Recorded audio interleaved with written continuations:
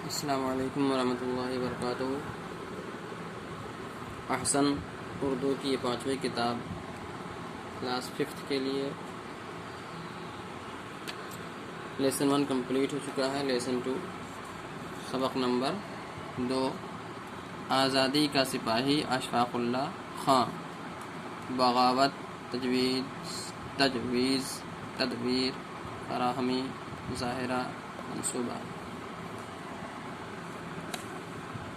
اشفاق اللہ خان ہندوستان کی آزادی کی جنگ کے ایک بہادر سپاہی تھے۔ وہ اتر پردیش کے ایک شہر شاہجہاں پور میں 22 اکتوبر 1900 میں پیدا ہوئے۔ ان کا تعلق ایک معزز خاندان سے تھا۔ ان کے والد شفیق اللہ خان کا شمار رؤسا میں ہوتا تھا۔ ان کی والدہ مظہر النساء جاگیردار خاندان سے تعلق رکھتی تھیں۔ اشفاق اللہ کے گھر کا ماحول دینی تھا۔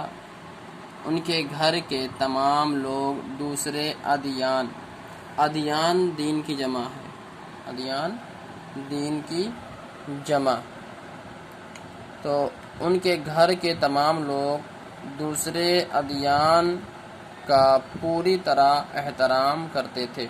اشفاق اللہ کو بچپن سے ہی ایسی تربیت ملی تھی کہ وہ تعصب اور تنگ نظری سے دور رہے۔ بزرگوں نے انہیں نیک اور ہمدرد انسان بننے کا سبق سکھایا تھا۔ وہ اپنے گھر میں سب سے لاڈلے تھے۔ سب انہیں پیار سے اچھو میاں کے نام سے پکارتے تھے۔ اشفاق اللہ نہایت ذہین، خوش مزاج، جوشیلے، نڈر اور بہادر تھے۔ ان کی والدہ اکثر انہیں سراج الدولہ، ٹیپو سلطان، بہادر شاہ ظفر، لکشمی بائی، تاتیا ٹوپے، عظیم اللہ خان، بیگم زینت محل وغیرہ کے بہادری اور وطن پرستی کے قصے سناتی تھیں۔ ان قصص کا انہوں نے گہرا اثر قبول کیا۔ جب وہ ہندوستانیوں پر انگریزوں کے ظلم و ستم کے واقعات سنتے تو ان کا حساس دل تڑپ اٹھتا۔ زیادتیوں کے واقعات سن کر ان کے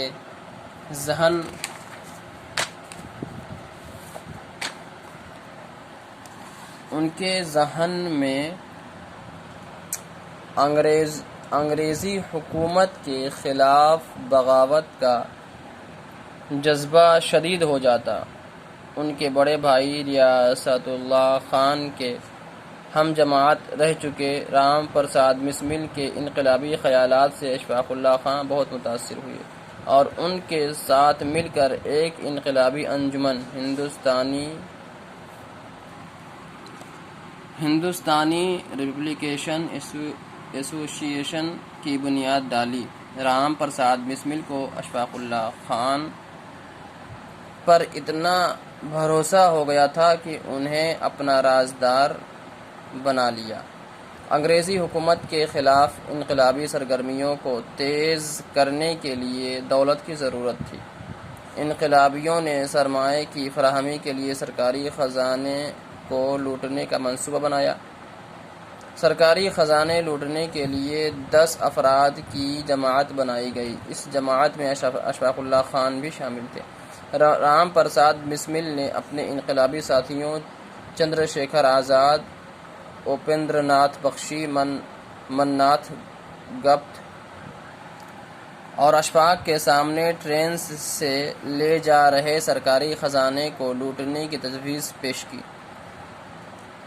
ان کے سب ساتھی اس تجویز کو خاموشی سے سن رہے تھے۔ اشفاق اللہ نے خاموشی توڑی اور پچھلے معاملات میں اپنائے گئے طریقوں کی کمزوریوں کا ذکر کیا۔ انہوں نے ان منصوبات کو ان کمزوریوں سے بچانے کا مشورہ دیا۔ ان کے مشوروں کو انقلابی جماعت کے لوگ ہمیشہ قدر کی نگاہ سے دیکھتے تھے۔ سرکاری خزانے کو لوٹنے کی تجویز اتفاق رائے سے منظور ہو گئی۔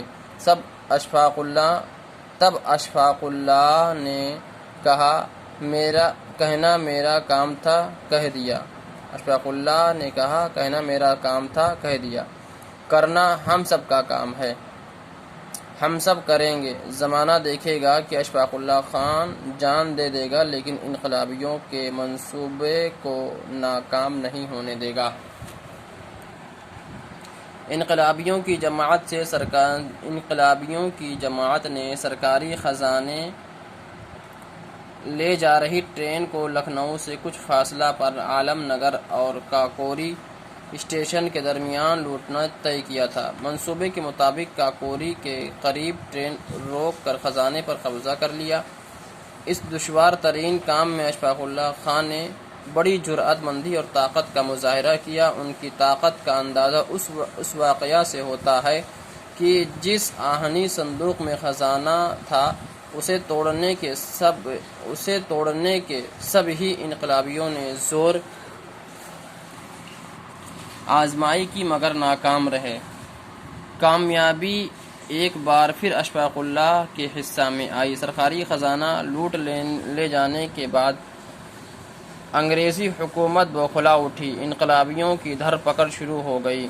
کئی انقلابی گرفتار بھی ہو گئے مگر اشفاق اللہ خان اپنی تدبیر سے بچ نکلے۔ گرفتاری سے بچنے کے لیے انہوں نے سادھو کا روپ بھی لیا اور کبھی کوئی دوسرا بھیس بدل کر گرفتاری سے بچتے رہے۔ پولیس سرگرمی سے ان کی تلاش میں تھی۔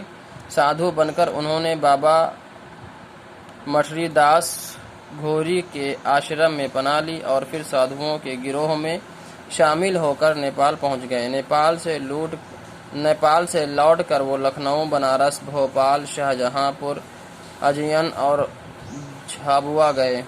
جھابوا میں ان کا قیام چندر شیکھر آزاد کے ساتھ ان کے گاؤں بھابر آزاد نگر میں ہوا۔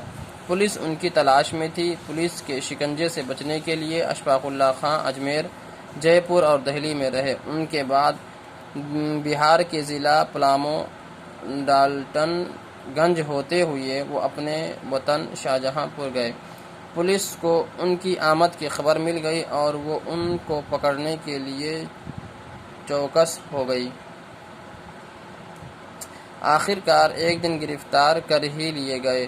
پہلے انہیں لکھنؤ جیل میں رکھا گیا، وہاں سے فیض آباد جیل میں منتقل کر دیا گیا۔ ان کے خلاف کاکوری معاملہ میں سرکاری خزانے لوٹنے کا الزام تھا۔ مقدمہ عدالت میں پیش ہوا۔ عدالت نے انہیں سزائے موت سنائی۔ موت کی سزا سن کر بھی وہ ہنستے اور مسکراتے رہے اور یہ شعر پڑھا: کچھ آرزو نہیں ہے بس آرزو تو یہ ہے، رکھ دے کوئی ذرا سی خاک وطن کفن میں۔ انہیں 27 برس کی عمر میں 19 دسمبر کو فیض آباد جیل میں پھانسی دی گئی۔ وہ شادی کا لباس پہن کر بڑی شان سے پھانسی پر چڑھنے کے لیے آگے بڑھے۔ ملک کی آزادی کی تمنا لیے ہوئے اشفاق اللہ خان وطن پر قربان ہو گئے۔ زمانہ ان کی اس قربانی کو ہمیشہ قدر کی نگاہ سے دیکھے گا اور یاد رکھے گا۔